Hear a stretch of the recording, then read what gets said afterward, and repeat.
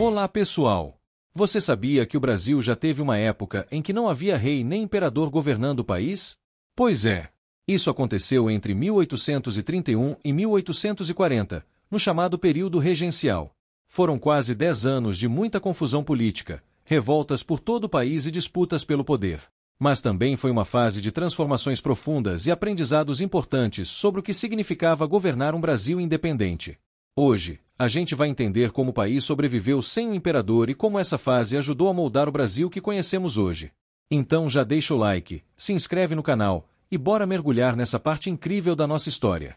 Tudo começa em 1831, quando Dom Pedro I abdica do trono e volta para Portugal.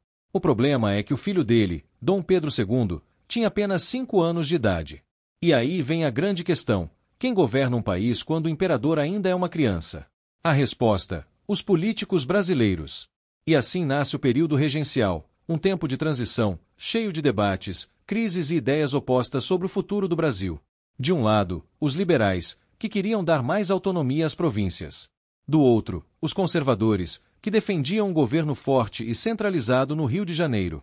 Resultado: muita briga e, claro, várias revoltas.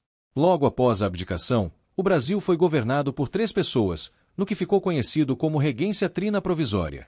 Era um governo de emergência, só para segurar as pontas até a situação se acalmar. Mas o caos político continuava. Então criaram a Regência Trina Permanente, com representantes dos principais partidos.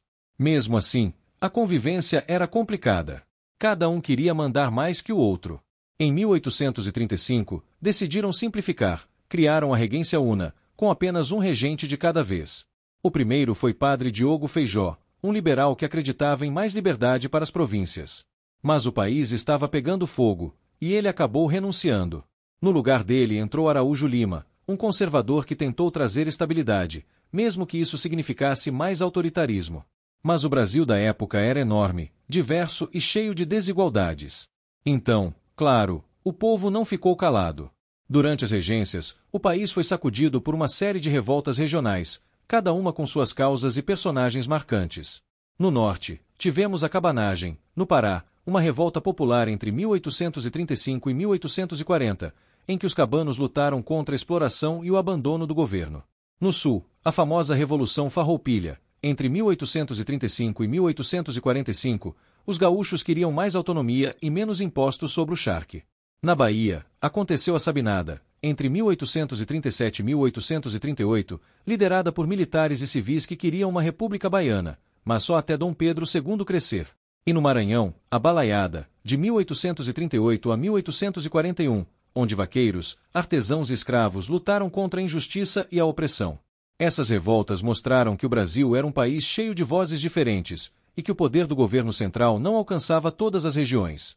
Com tanta confusão, os políticos decidiram tomar uma medida drástica: antecipar a maioridade de Dom Pedro II. Em 1840, com apenas 14 anos, ele foi declarado imperador do Brasil. Esse episódio ficou conhecido como o golpe da maioridade.